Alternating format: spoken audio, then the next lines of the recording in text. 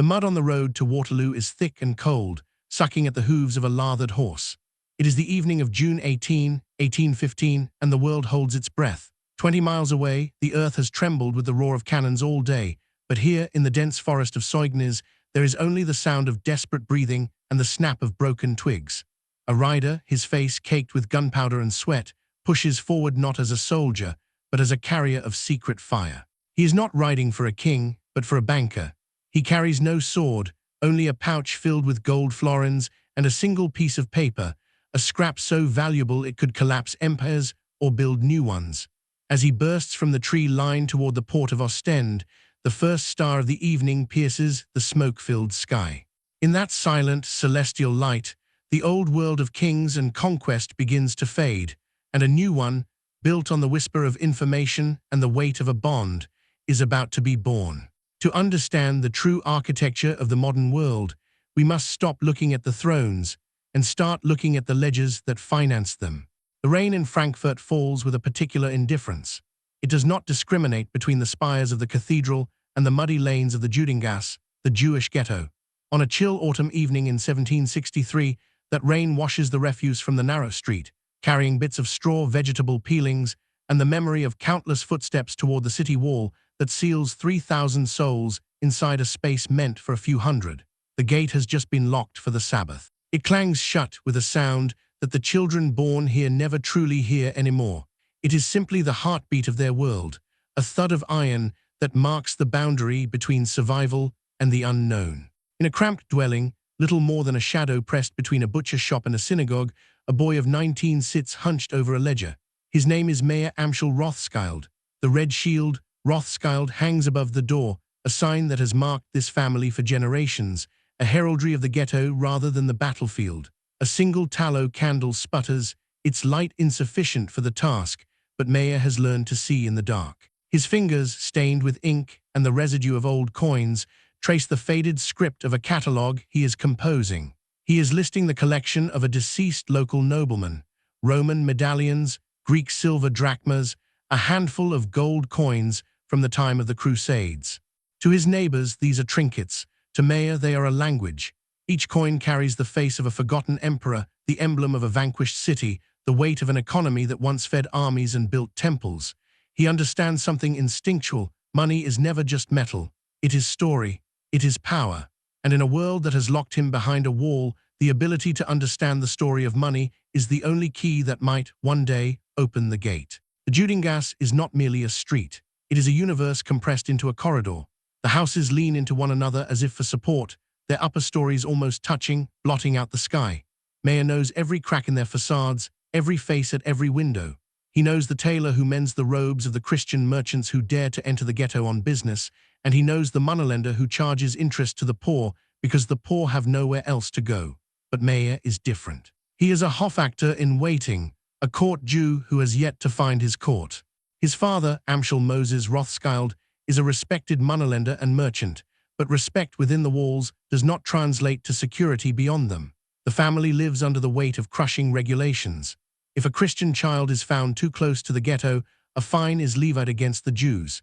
If a Jewish merchant dares to walk in the city park, he is beaten. If a Rothschild wishes to marry, only a certain number of permits are issued each year. Life is a negotiation with humiliation. But Mayer has tasted a different air. For 4 years, he has just returned from an apprenticeship in Hanover at the banking house of the Oppenheimers. Hanover was not freedom. He was still a Jew in a Christian world, but it was a window. He saw how princes borrowed money to fight wars they could not afford. He saw how the Oppenheimers, by managing the finances of the nobility, purchased a kind of invisible citizenship. They did not sit at the prince's table, but they whispered in his ear. They did not wear swords, but they held the ledger that decided whether the swords could be forged. Now back in the Judengasse, Mayer cannot unsee that vision. The ghetto walls feel lower when you know what lies beyond them. He watches his father pray, the same psalms their ancestors sang in Spain before the expulsion, in Poland before the pogroms. The prayers are for deliverance, but Mayer, in the quiet of his room, wonders if deliverance might come not from heaven, but from a well-timed loan. The breakthrough arrives not with a fanfare, but with the quiet scratch of a quill. In 1764, the Rothschild family secures a contract to supply coins to the princely house of Hesse-Kassel. It is a small commission, almost beneath notice, but Mayer treats it as if the fate of his bloodline depends on it. He personally inspects every shipment, ensuring the silver content is precise, the stamping perfect. He begins to develop a reputation not just as a dealer, but as a curator of value. His correspondence from these years is a masterclass in patience. He writes letters to minor nobles, offering to purchase their antique collections, to appraise their inheritances. Most letters go unanswered. Some are returned unopened. But Mayer persists, his handwriting growing smaller and more cramped as he tries to squeeze more words onto the expensive paper. He is building something invisible, a network of goodwill, a web of obligation. In 1769, the web catches something substantial. Mayer Amschel Rothschild is officially appointed as a factor to the House of Hesse-Kassel. The document, signed with a flourish of wax and ribbon, grants him the right to display the Hessian coat of arms above his door in the Judengasse. It is a piece of parchment, nothing more. But when he nails it to the lintel, the neighbors gather in the street. A Jewish house displaying a prince's crest. Inside the ghetto, it is an anomaly. It is a provocation. It is a promise. Mayer stands in the doorway that evening, watching the shadows lengthen. His wife, Guttel, stands behind him, her hand resting on his arm. She does not speak. She has learned to read his silences. He is not looking at the crest. He is looking at the wall at the end of the street, the one that separates them from the city. And for the first time, he wonders not how to live within it, but how to make it irrelevant. The court of Hesse-Kassel is a world away from the Judengasse, though only 20 miles separate them.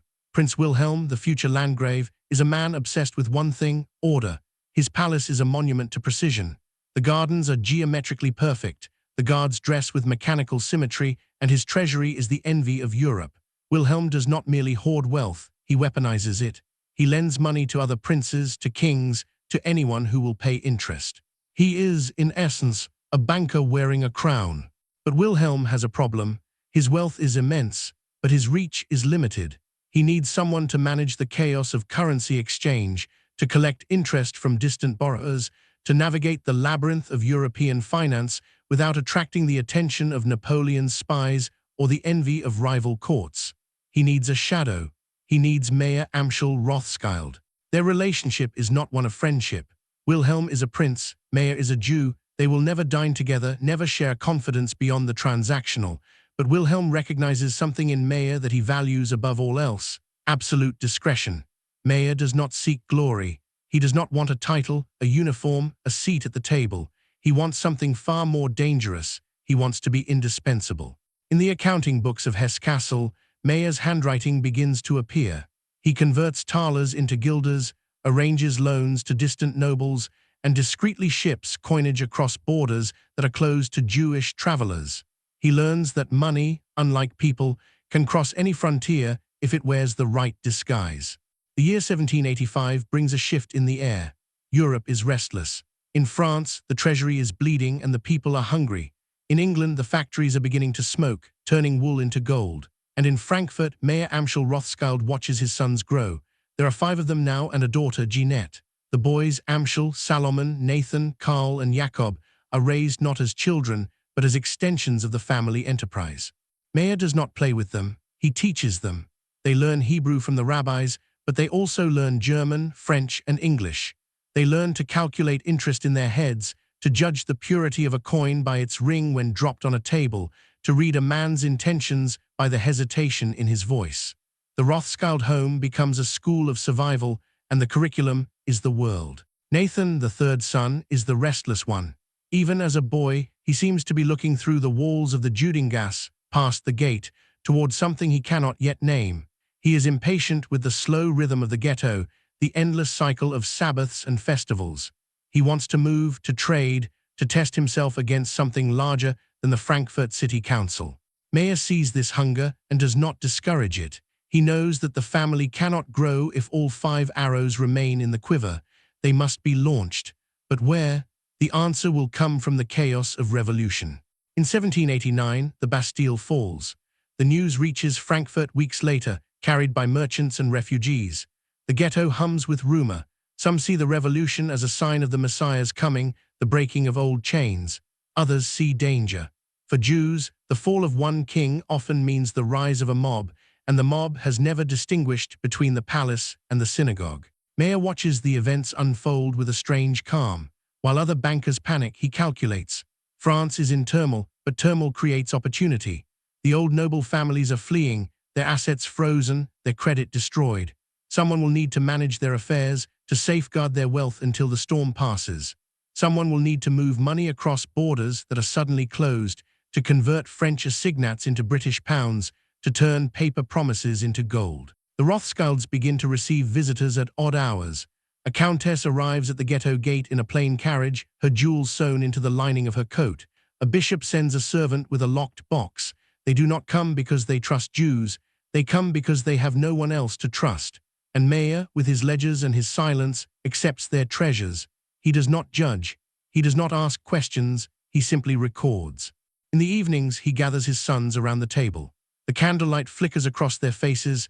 Amschel, the eldest, serious and methodical, Salomon, diplomatic and smooth, Nathan, burning with intensity, Karl, steady and reliable, Jakob, the youngest, watching everything with eyes that miss nothing.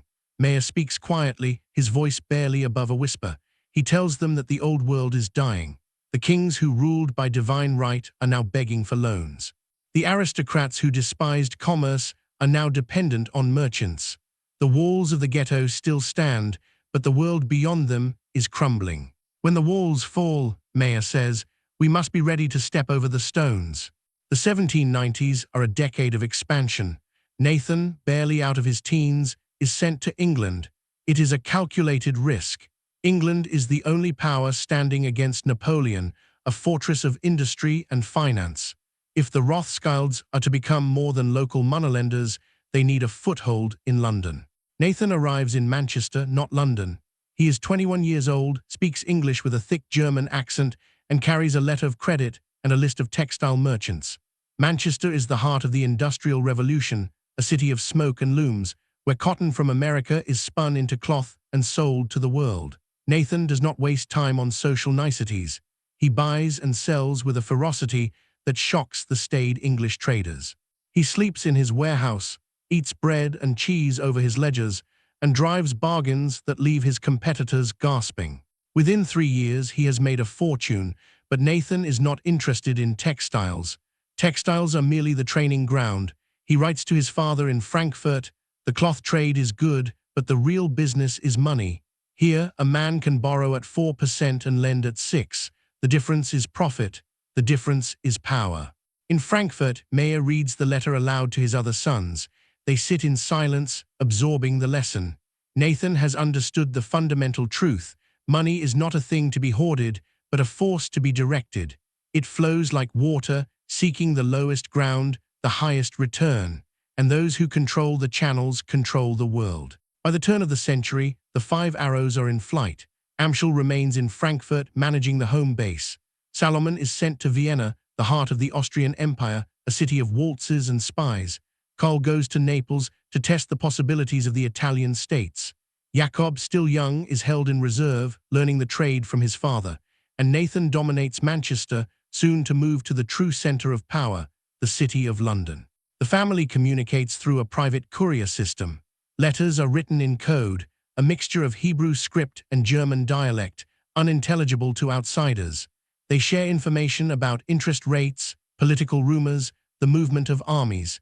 They become faster than the official postal service, faster even than the military couriers of the warring empires.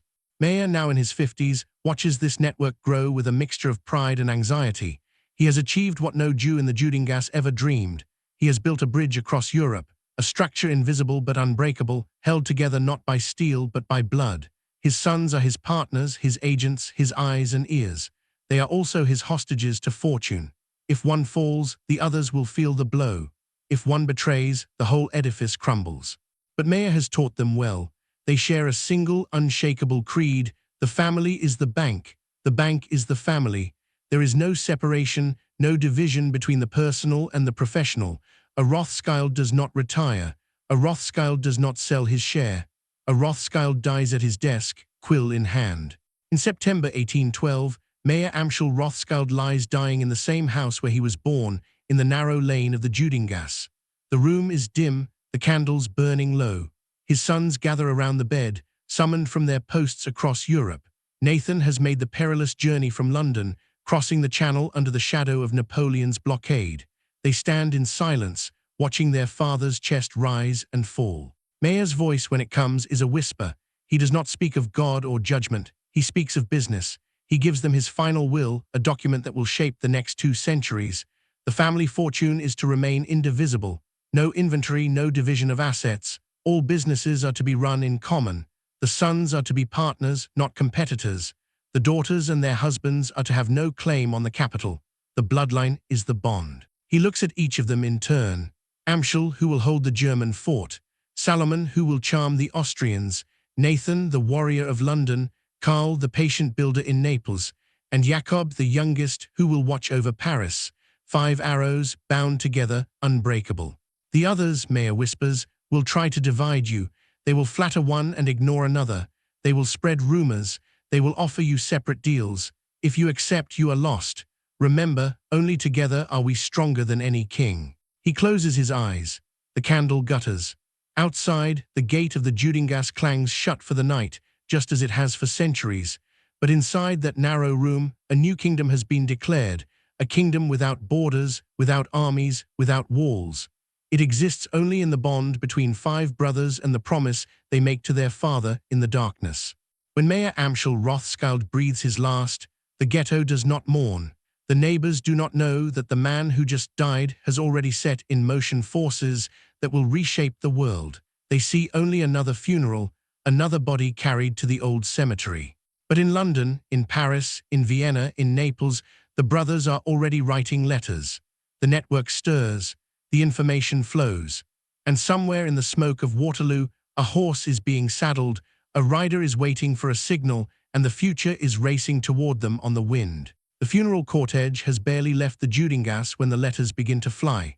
They travel north to the grey docks of London, south to the sun-baked piazzas of Naples, east to the marble corridors of Vienna, and west to the boulevards of Paris that still bear the scars of revolution. Each letter carries the same message, written in the same coded script, sealed with the same wax. Father is gone. The work continues. We are one. In London, Nathan reads the words in his counting house on St. Swine's Lane. He does not weep. He has not wept since childhood, when his mother told him that tears are a luxury the ghetto cannot afford. Instead, he dips his quill and begins to calculate. His father's death means that the central ledger in Frankfurt is now closed, but the accounts in London, Paris, Vienna, and Naples remain open. The partnership is now a fraternity. The 5 arrows must fly true, or they will fall separately into the mud. Nathan understands this better than any of his brothers. He is the arrow that flew farthest, the one that struck the richest target. England in 1812 is not merely a nation, it is an engine. The factories of Manchester and Birmingham belch smoke day and night, spinning cotton and forging iron to fuel the war against Napoleon. The British Navy rules the waves, and the British Treasury rules the credit markets. Nathan has positioned himself at the intersection of these forces. He does not simply trade money, he trades the certainty of money. He buys government bonds when they are low and sells when they are high. He finances shipments of grain to Wellington's army in Portugal. He discounts bills of exchange for merchants who cannot wait 6 months for payment from the continent. But his greatest asset is not his capital, it is his speed. The Rothschild courier system is a marvel of the pre-industrial world. While governments rely on mounted messengers who change horses at official posts, the Rothschilds employ their own riders, their own boats, their own pigeons. These men do not carry diplomatic pouches or official seals. They carry scraps of paper hidden in buttons, sewn into linings, written in a language that looks like Hebrew but sounds like German, a linguistic puzzle that no censor in France or Prussia has ever solved. The system works because the brothers trust no one but themselves. A letter from Nathan to Salomon in Vienna does not pass through the imperial post. It travels via a trusted merchant to Frankfurt, where Amschel reads it, copies it, and sends it south with a courier who knows the back roads through the Austrian hills. If a courier is caught, he carries nothing incriminating. The real message is in his memory, to be delivered only when he stands face to face with a Rothschild. In an age of war, when borders shift and armies march, this private network becomes a weapon. While Napoleon's generals wait weeks for dispatches from Paris, the Rothschilds know the outcome of a battle in Spain within days. While the British Admiralty pores over captured French documents, Nathan already knows which neutral ports are open for trade. Information is power, but information delivered before anyone else is fortune. In Vienna, Salomon Rothschild navigates a different kind of battlefield. The Congress of Vienna, which will redraw the map of Europe after Napoleon's first defeat, is still 3 years away, but the city already buzzes with intrigue. The Austrian Empire is a patchwork of nations held together by marriage, money, and Metternich's police. Salomon's task is to insinuate the family into this web without becoming entangled in it. He rents a modest apartment, dresses plainly, and speaks softly. He does not challenge the aristocratic bankers who dominate Vienna's financial district. He simply waits for them to need him. And they do need him because Salomon has something they lack: access to his brothers. When an Austrian noble needs to transfer funds to London to pay for English luxuries, Salomon arranges it through Nathan. When a Viennese merchant needs credit in Frankfurt to buy goods at the Leipzig fair, Salomon draws on Amschel. He becomes a conduit, a channel through which money flows invisibly across borders that are officially closed. Metternich's spies take notice. They file reports on the Rothschilds, noting their discretion, their reliability, their strange family loyalty. The reports gather dust in imperial archives, but they plant a seed. When the time comes for Austria to borrow money, and it always comes, the Chancellor will remember the name. In Naples, Karl Rothschild finds himself in a kingdom that feels more like a theater. The Bourbon court is a whirl of festivals, religious processions, and whispered conspiracies. The economy is a patchwork of ancient feudal dues and modern speculation. Karl, the most patient of the brothers, does not rush. He learns Italian. He studies the habits of the local merchants. He cultivates relationships with the church, understanding that in Naples, the Vatican's blessing is worth more than any letter of credit. Greatest challenge is the distance. Naples is the farthest outpost of the Rothschild network, a place where news arrives late and rumors travel fast. Karl compensates with meticulous record-keeping and absolute reliability. When he promises payment, he delivers. When he guarantees secrecy, he remains silent. The Neapolitan nobles, accustomed to the treachery of their own court, find this foreign honesty disarming. They begin to trust him with their fortunes, their secrets, their daughters' dowries. But Karl never forgets that he is a Rothschild first and a Neapolitan second. Every month, his reports to Frankfurt include not just financial data, but political observations: which ministers are corrupt, which generals are loyal, which merchants are on the edge of bankruptcy. The brothers in other cities read these reports and adjust their strategies. The network thrives on this flow of intelligence, this constant calibration of risk. In Paris, the youngest brother, Jacob, faces the most dangerous assignment. France under Napoleon is a police state. The imperial government reads private mail, monitors foreign visitors, and arrests suspected spies without trial.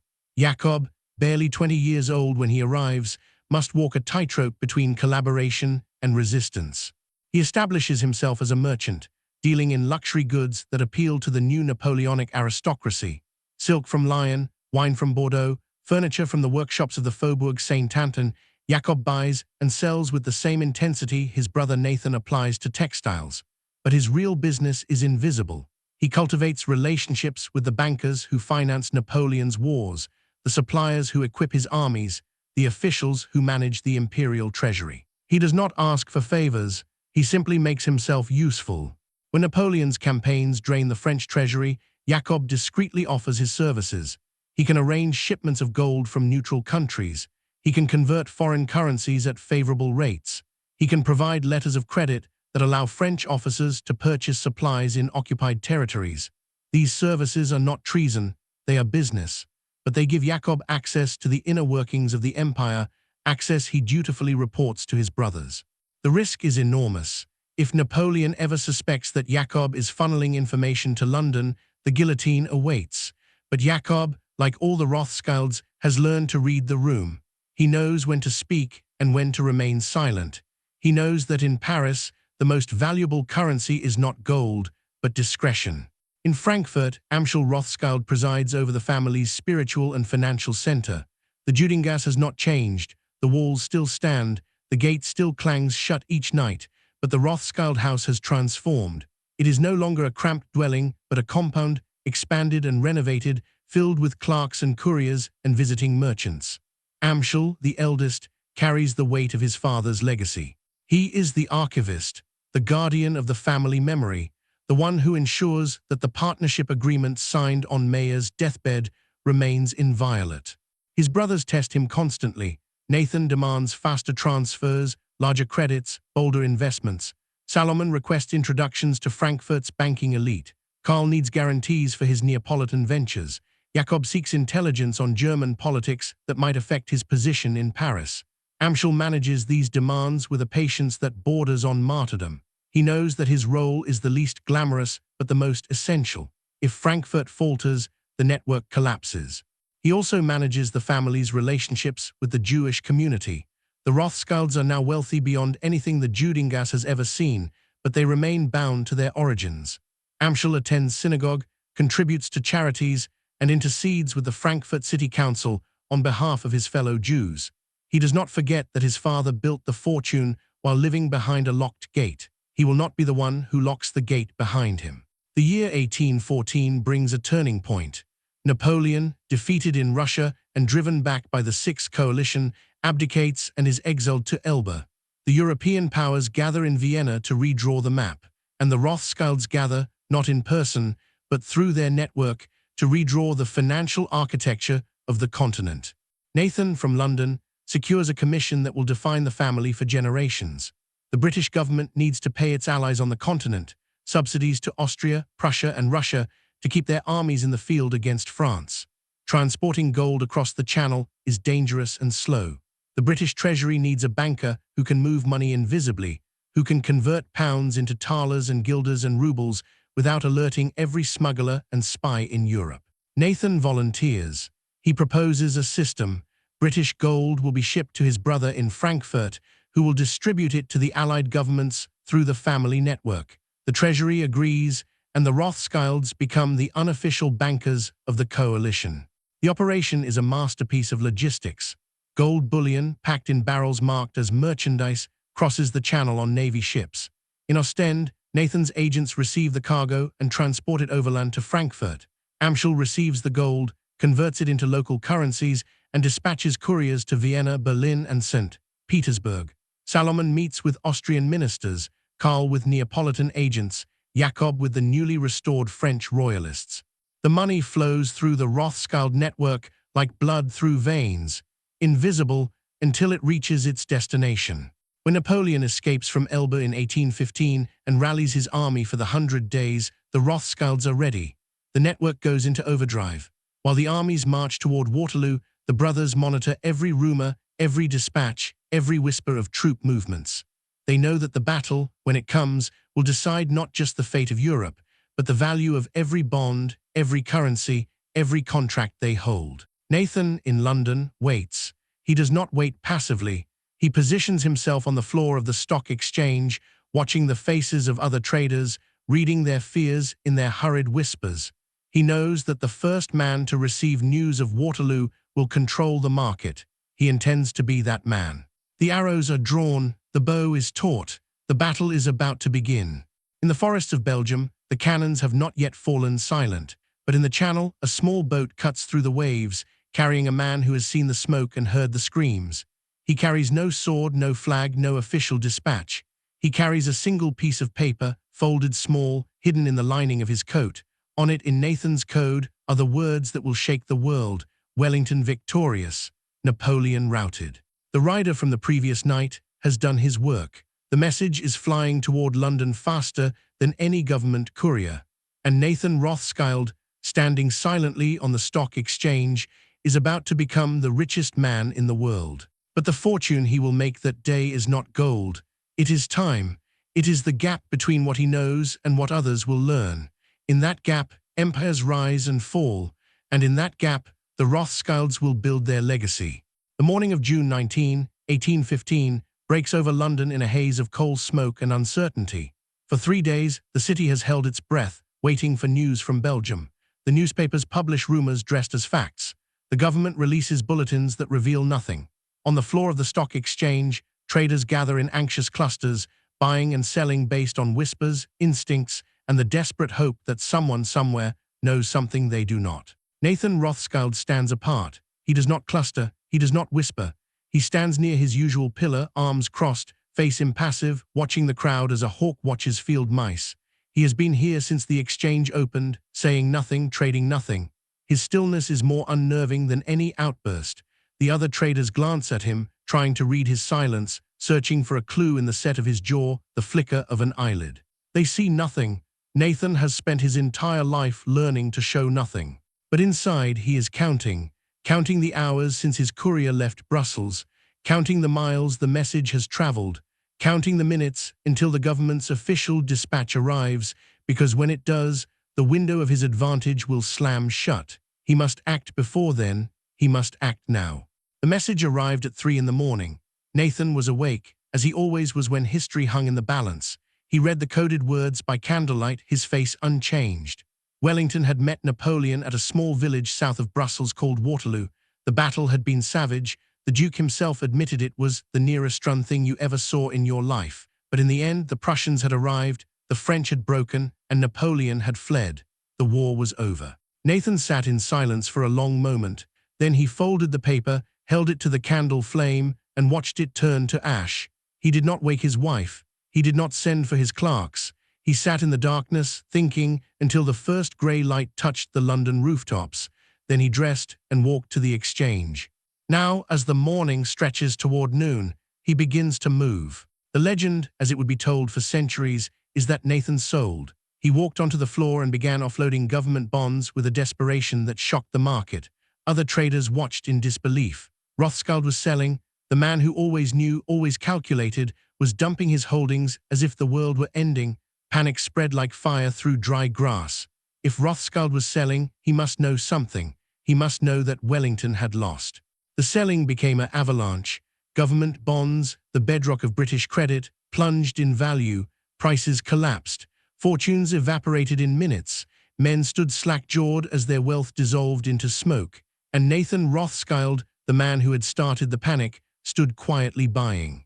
Not visibly, not openly. Through agents, through proxies, through men who owed him favors and would never reveal his name.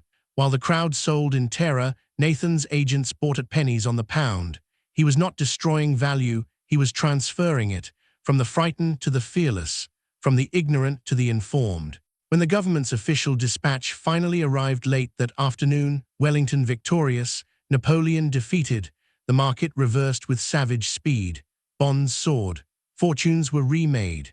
And Nathan Rothschild, who had bought at the bottom and now held a mountain of appreciating paper, became the undisputed master of the London financial world. The legend adds a detail that Nathan himself started the panic by leaning against his pillar and looking gloomy, a performance worthy of the stage.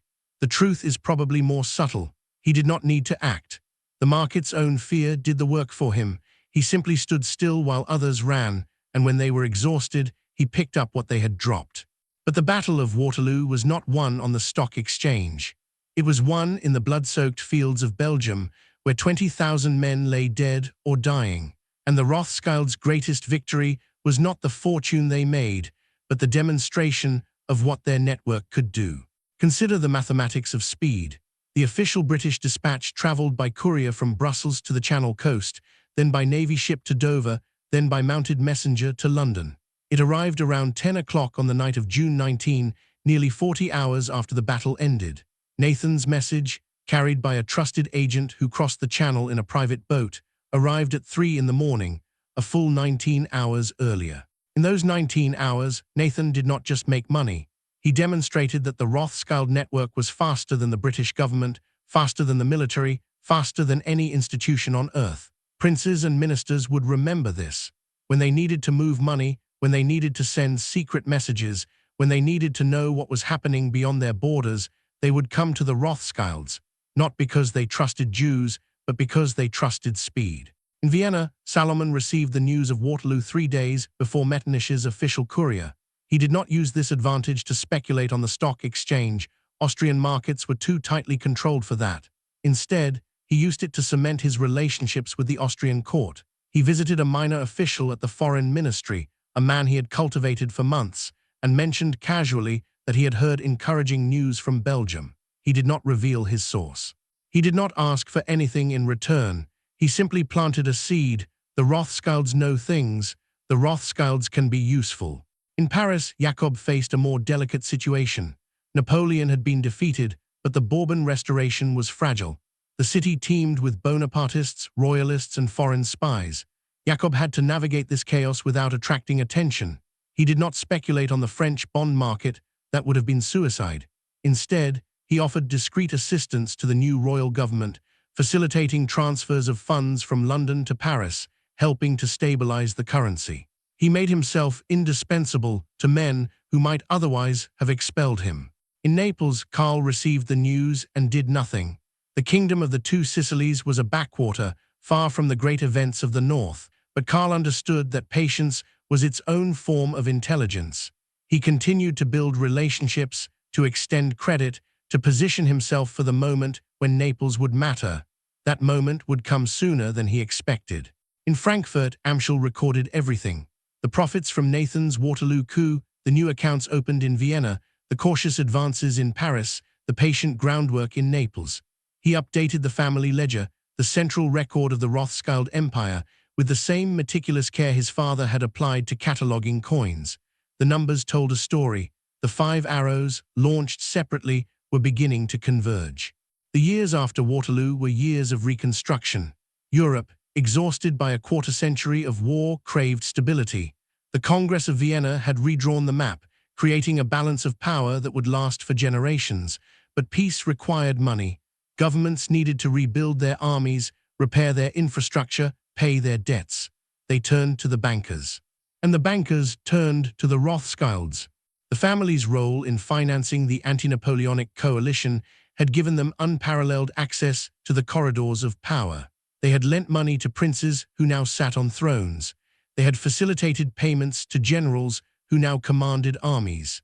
They had proven that their network could move money faster and more discreetly than any government bureaucracy. Now they began to underwrite the peace. In 1817, the Rothschilds arranged a loan of £5 million to the Prussian government. In 1818, they loaned £2 million to the French government. In 1820, they financed the Austrian government's efforts to suppress uprisings in Italy. Loan followed loan, bond followed bond, until the Rothschilds were financing half the governments of Europe. The scale of these operations is difficult to grasp. A single Rothschild loan in the 1820s might exceed the entire annual revenue of a medium-sized kingdom. The interest payments alone could fund a war or build a palace. The Rothschilds were not merely bankers to the governments, they were partners in governance. No major financial decision in Europe could be made without consulting them. But power breeds resentment. The Rothschilds' rise coincided with the growth of modern antisemitism. For centuries, Jews had been tolerated as moneylenders because Christians were forbidden to lend at interest. Now the Rothschilds had transcended that role. They were not moneylenders to the poor, but bankers to the rich. They were not huddled in ghettos, but installed in palaces. They were not begging for protection, but extending credit to kings. This inversion of the natural order frightened many Europeans. In Germany, pamphlets appeared attacking the Rothschild dynasty. In France, cartoonists depicted the brothers as grasping octopuses, their tentacles wrapped around the globe. In England, conservative politicians muttered about foreign influence in the nation's finances. The accusations were always the same. The Rothschilds were too powerful, too secretive, too Jewish. The brothers responded with silence. They did not defend themselves in print. They did not respond to attacks. They simply continued to conduct business, to extend loans, to build their network. They understood that in the world of finance, the loudest voices are often the emptiest. The real power belongs to those who can afford to remain quiet. In 1822, the family reached a new pinnacle of respectability. The Austrian Emperor, Francis I, elevated the Rothschild brothers to the nobility. They were now Freiherren, barons of the Austrian Empire. The patent of nobility, written on parchment and sealed with imperial wax, acknowledged their services to the state and granted them the right to display a coat of arms. The coat of arms they chose told a story. In the center, a shield divided into 5 parts, one for each brother. Above the shield, a crown, below it a motto in Hebrew, Concordia Integritas Industria, Unity Integrity Industry. The family had not forgotten its origins. The Judengasse was still there, the gate still clanged shut each night, but the Rothschilds had stepped through it, and they carried its memory in their blood. Nathan, alone among the brothers, refused the title. He remained plain Mr. Rothschild of London, a citizen of the most powerful commercial nation on earth. He did not need a crown on his stationery. He had the stock exchange. The 1820s were the decade of railroads. The Industrial Revolution, which had begun with textiles and steam engines, now demanded a new infrastructure. Goods and people needed to move faster than canals and turnpikes could carry them. The railroad was the answer, iron roads that would stitch nations together, shrinking distances and accelerating commerce. The Rothschilds embraced the railroad with characteristic energy. In France, Jacob financed the construction of the Northern Railway, linking Paris to the industrial cities of Lille and the Channel coast. In Austria, Salomon backed the Emperor Ferdinand Northern Railway, connecting Vienna to the salt mines of Galicia and the coal fields of Bohemia. In Germany, Amschel invested in the railways that would eventually unify the German states. These investments were not merely financial. The Rothschilds understood that railroads would transform Europe more profoundly than any treaty or war. They would create new patterns of trade, new centers of wealth, new sources of political power. By financing them, the Rothschilds were not just making money, they were shaping the future. But the railroads also brought new risks. Construction costs spiraled beyond projections. Accidents killed workers and passengers. Competitors emerged, challenging Rothschild dominance.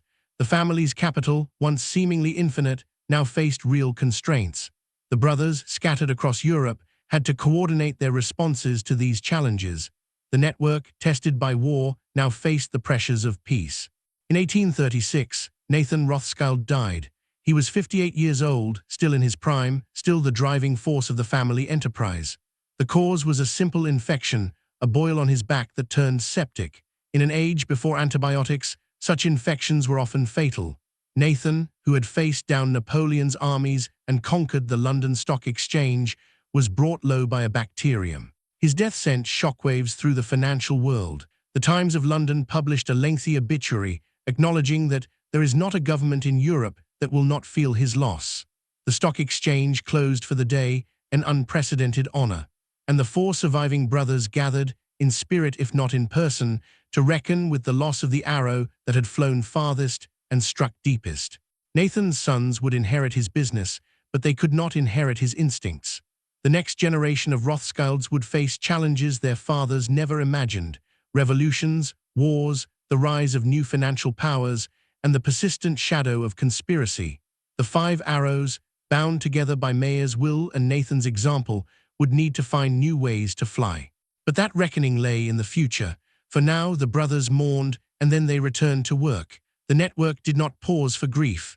The loans continued, the railroads advanced, the governments borrowed. The Rothschild machine, built by Mayer and perfected by Nathan, rolled on. The year 1848 arrives like a fever sweeping through a crowded tenement. It begins in Sicily, spreads to Paris, jumps to Vienna, and within months, every capital in Europe trembles with revolution. Barricades rise in the streets. Kings abdicate or flee. Armies mutiny. The old order, carefully reconstructed at Vienna 30 years before, crumbles like dried clay. The Rothschilds watch from their counting houses, their palaces, their synagogues.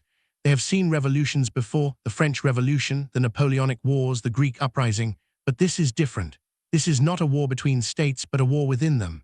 The people are rising against their rulers, and the Rothschilds are caught in the middle. They are the bankers of the rulers, the financiers of the old order. But they are also Jews, outsiders, targets of the same popular fury that topples thrones. In Paris, Jacob Rothschild, now known as James, the Frenchified version of his name, faces the storm directly. He has built the most magnificent palace in the city, the Hôtel de Rothschild on the Rue Laffitte. Its rooms are filled with paintings by Rubens and Rembrandt, its cellars stocked with the finest Bordeaux, its stables filled with the swiftest horses. But on a February morning in 1848, none of that matters. The mob is in the streets, and they are shouting for blood. James does not flee. He has learned from his brother Nathan that panic is the enemy of survival. He sends his family to safety, but he remains in the city, moving between his bank and his home, monitoring the situation with the same cold calculation his father applied to currency fluctuations.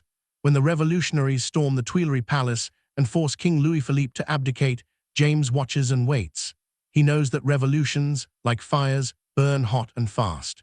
The question is not whether the flames will reach him, but what will remain when they subside. In Vienna, the situation is more dangerous.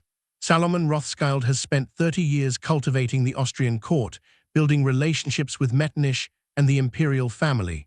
But when the Viennese rise in March, Metternich flees disguised as a woman, and the mob turns its attention to the symbols of the old regime. The Rothschild palace on the Judengasse becomes a target. Salomon, now in his 70s, is too frail to resist. He negotiates. He opens his doors to the revolutionary committees, offering them space in his bank, access to his resources, the same services he once provided to the emperor. He is not betraying the old order, he is surviving the new one. When the revolutionaries demand money, he pays. When they demand explanations, he provides them. He bends before the storm, hoping it will pass before he breaks. In Frankfurt, Amschel faces a different challenge. The Judengasse, that ancient prison of his ancestors, is finally opened. The walls come down, the gate is removed, and the Jews of Frankfurt are granted equal rights. Amschel, who has spent his life negotiating with the city council for small concessions, suddenly finds himself a citizen like any other. The irony is not lost on him.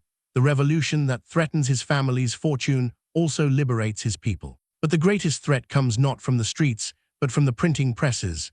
In the revolutionary ferment of 1848, a new kind of weapon emerges, the conspiracy theory.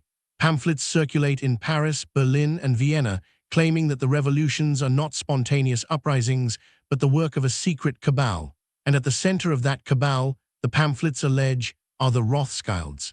The logic is twisted but seductive. The Rothschilds control the banks, the railroads, the newspapers. They finance both sides of every conflict. They manipulate governments for their own profit. The revolutions, according to these pamphlets, are merely a tool, a way to weaken the old aristocracy and clear the path for Rothschild domination. The accusations are absurd. The Rothschilds have spent decades supporting the very governments the revolutionaries seek to overthrow. They have loaned money to Metternich, to Louis Philippe, to every conservative regime in Europe. But absurdity does not prevent belief. The pamphlets spread, translated into multiple languages, reprinted in multiple cities. The Rothschild name becomes synonymous with shadowy power, with hidden manipulation, with the conspiracy that explains a confusing world. The brothers, true to their training, respond with silence. They do not sue for libel. They do not publish rebuttals. They continue to conduct business, to extend loans, to build their network. But the silence is a mistake. In an age of mass politics, silence is interpreted as admission. The absence of denial becomes proof of guilt. The revolutions of 1848 eventually burn out. The old regimes, battered but not broken, reassert control. In France, Louis Napoleon Bonaparte is elected president and soon declares himself emperor. In Austria, Franz Joseph takes the throne and begins the long work of reconstruction. In Germany, the push for unification stalls. The Rothschilds, who bent before the storm, straighten when it passes. But something has changed. The family's relationship with power is no longer simple. Before 1848, they were the confidential bankers of the old order, trusted advisors to kings and ministers. After 1848, they are public figures, targets of suspicion, symbols of everything the new mass movements hate. The old order is dying, and the Rothschilds are dying with it, not in fact, but in perception. James, in Paris, adapts. He cultivates Louis Napoleon, providing loans and financial advice to the new emperor. He understands that power, like water, seeks its own level. If the old kings are gone, he will work with the new ones. But the new ones are less reliable, more volatile, more susceptible to the conspiracy theories that now circulate freely. James must navigate a world where his name is both an asset and a liability. In London, Nathan's sons, Lionel, Mayer, and Anthony, inherit a different legacy. England, spared the revolutions of 1848, remains stable. The British Empire is at its height. The City of London is the world's financial capital, and the Rothschilds are the city's undisputed masters. Lionel, who now leads the London House, is the first Jewish member of Parliament, though he cannot take his seat for years because the oath includes the words, "on the true faith of a Christian." Lionel's great achievement is the Suez Canal. In 1875, the Egyptian government, bankrupt and desperate, offers to sell its shares in the canal company. The British Prime Minister, Benjamin Disraeli, wants to buy them, but Parliament is not in session and he cannot authorize the expenditure. he turns to Lionel Rothschild. The negotiation is swift. Lionel agrees to advance the money, £4 million, an enormous sum, against the security of the British government. The shares are purchased, the canal is secured, and Britain's route to India is protected. Disraeli writes to a friend, "It is settled, you have it, madam." The madam is Queen Victoria. The Rothschilds have made an empire possible. But even this triumph carries a shadow. Disraeli, though baptized as a Christian, is of Jewish descent. His relationship with the Rothschilds fuels the conspiracy theorists. The Suez Purchase, they claim, proves that the Jews control the British Empire. The pamphlets multiply, the accusations intensify. In Vienna, Salomon's son, Anselm, takes over the family business. He faces a rising tide of antisemitism, fueled by economic depression and political instability. The Rothschild palace on the Judengasse becomes a fortress, protected by guards and iron gates. Anselm moves cautiously, extending credit to the Austrian government, financing railroads, maintaining the family's position. But the ground is shifting beneath him. In Frankfurt, Amschel dies without children, and the German branch of the family passes to his nephews. The Judengasse, now demolished, exists only in memory. The Rothschilds are no longer confined to a ghetto, they are citizens of the world. But citizenship brings its own dangers. The walls that once protected them, however cruelly, also define them. Without those walls, they are exposed to the full force of modern politics. The latter half of the 19th century is the Rothschilds' golden age. They finance the railroads that stitch Europe together. They underwrite the loans that build empires. They collect art, patronize musicians, build palaces. They marry within their family and within their faith, preserving the bloodline and the fortune. They are the wealthiest family in the world, and they wear their wealth with a discretion that borders on invisibility. But the Golden Age is also an age of shadows. The conspiracy theories, once confined to pamphlets, now appear in newspapers, in books, in political speeches. In 1881, a German translation of a Russian forgery appears under the title The Protocols of the Elders of Zion. It purports to be the minutes of a secret meeting of Jewish leaders plotting world domination. The Rothschilds feature prominently. The protocols are absurd, full of contradictions, anachronisms, and obvious fabrications, but they spread with the speed of fire. They are translated into every European language, distributed by anti-Semitic movements across the continent. They become the foundational text of modern antisemitism, proof for those who already believe that the Rothschilds are not merely bankers, but conspirators. The family, still bound by Mayer's injunction to silence, says nothing. They do not denounce the protocols. They do not sue their publishers. They continue to conduct business, to extend loans, to build their network. But the silence that once protected them now condemns them. In the eyes of millions, the absence of denial is proof of guilt. In 1901, the last of Mayer's grandchildren dies. The family has spread across Europe, intermarried, diversified. They are no longer 5 arrows flying together, but a constellation of branches, each pursuing its own course.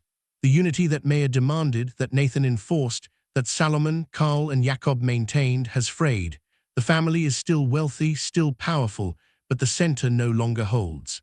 The 20th century approaches, bringing wars, revolutions, and horrors beyond imagining. The Rothschilds, who helped shape the modern world, will be shaped by it in turn. The hammer that forged empires will become the anvil, absorbing blows that would have crushed lesser dynasties. And the shadows that have followed them since Waterloo will darken into something far more dangerous. In Paris, in Vienna, in London, the Rothschilds prepare for a new century. They do not know what awaits them.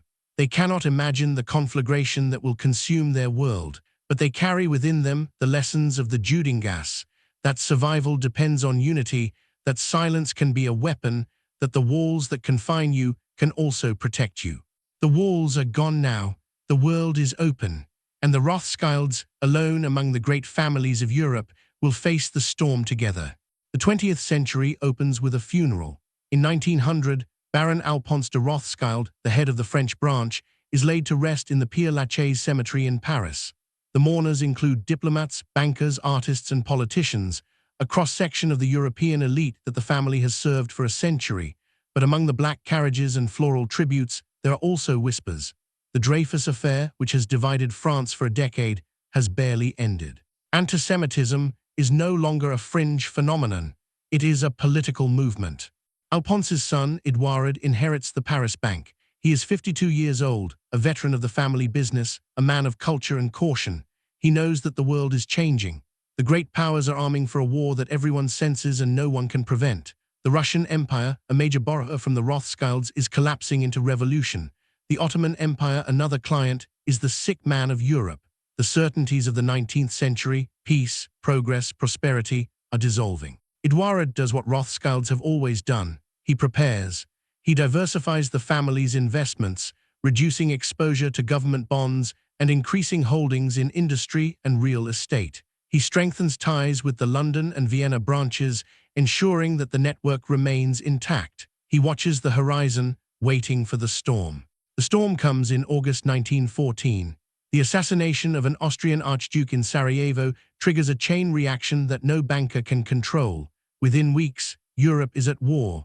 The Rothschilds, citizens of the belligerent nations, find themselves on opposite sides of the conflict. The French Rothschilds support their government's war effort. The Austrian Rothschilds do the same. The British Rothschilds finance the Allies. The network, carefully maintained for a century, strains under the pressure. Communications between London and Vienna are cut. Assets are frozen. Loyalties are tested.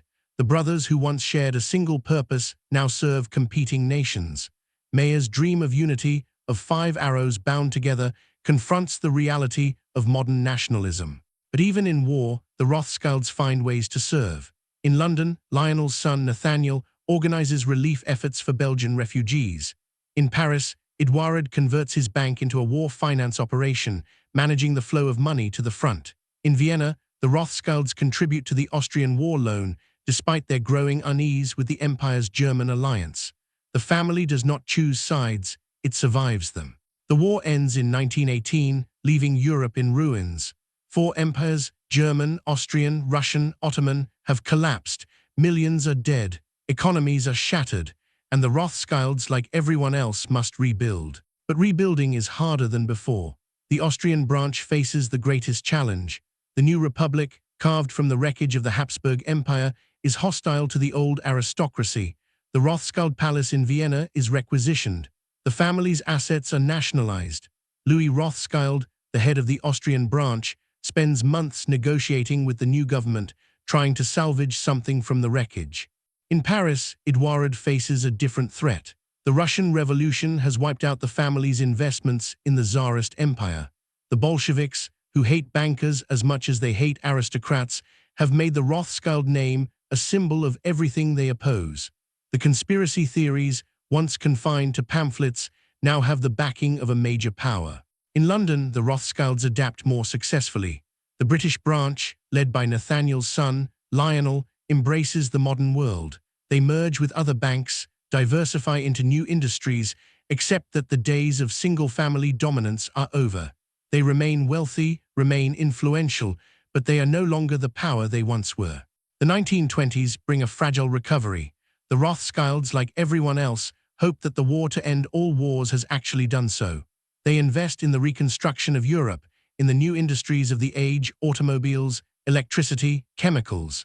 They return to their old role as financiers of governments, lending to France, to Britain, to the new nations of Central Europe. But the recovery is built on sand. The German economy, crushed by reparations, spirals into hyperinflation.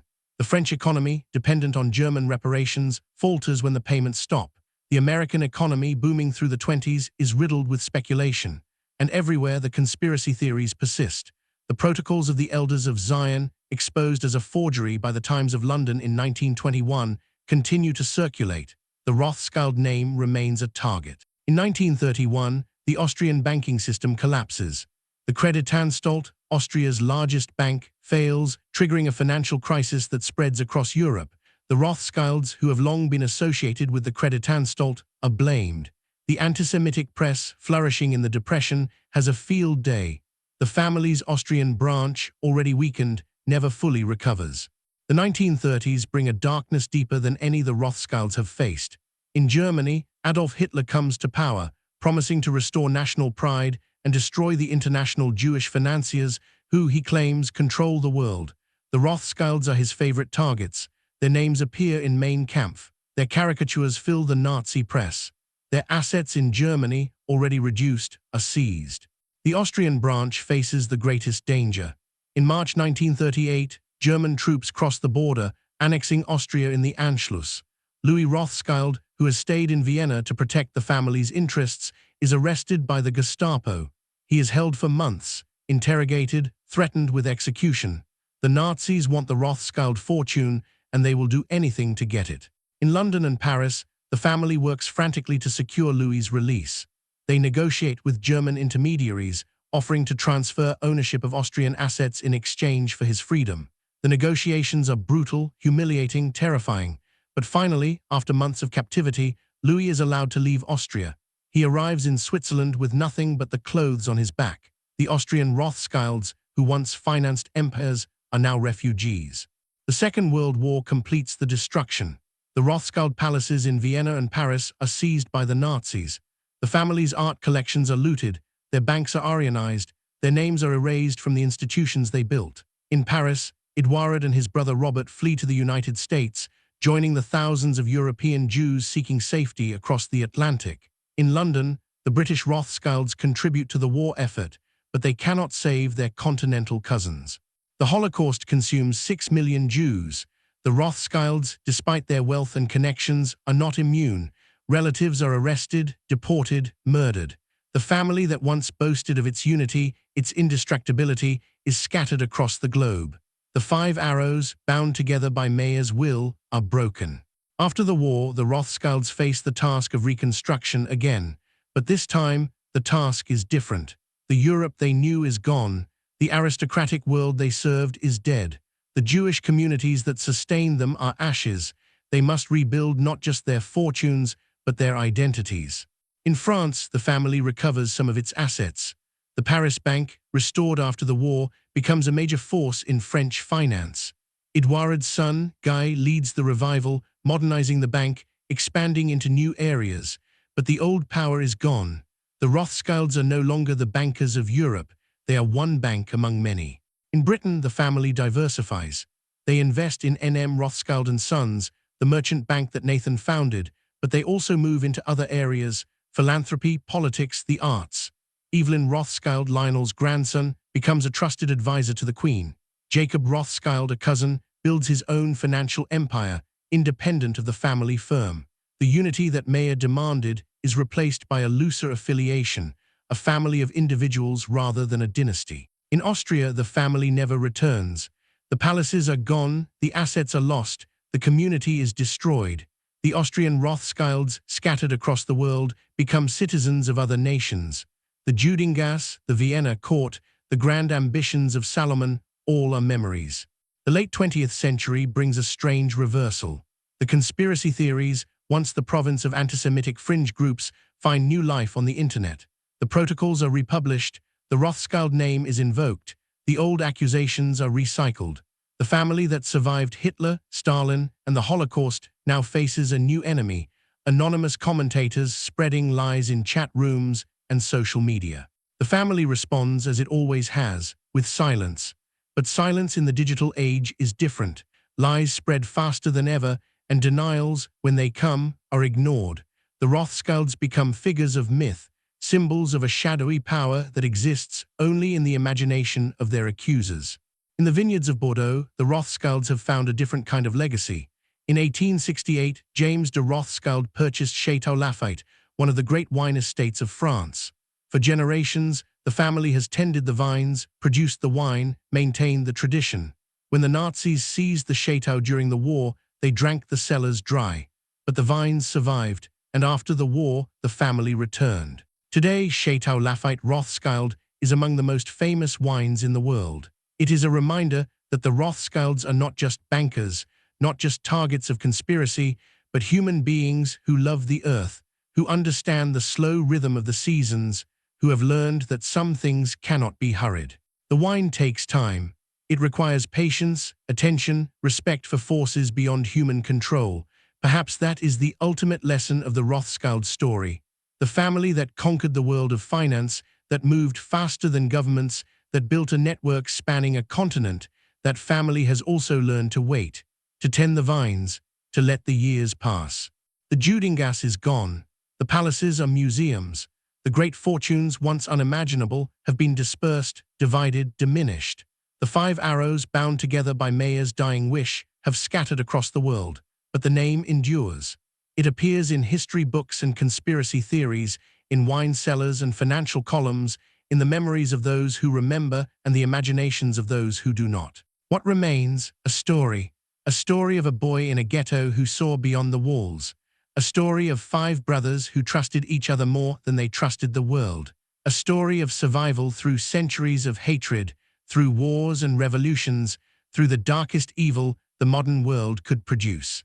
The Rothschilds did not build the modern world alone, but they helped shape it, its finances, its politics, its infrastructure, its imagination. They were architects, yes, but they were also prisoners of their own creation, trapped in the shadows of the very structures they built. And in the end, perhaps that is the true legacy, not the fortune, not the power, not the conspiracy theories, but the proof that a family bound by blood and trust can endure, that the walls of the ghetto, however high, cannot confine the human spirit forever, that the 5 arrows, scattered to the winds, can still fly true. The vines grow in Bordeaux, the gates of the Judengasse are dust, and somewhere, in the ledgers of history, Mayer Amschel Rothschild smiles.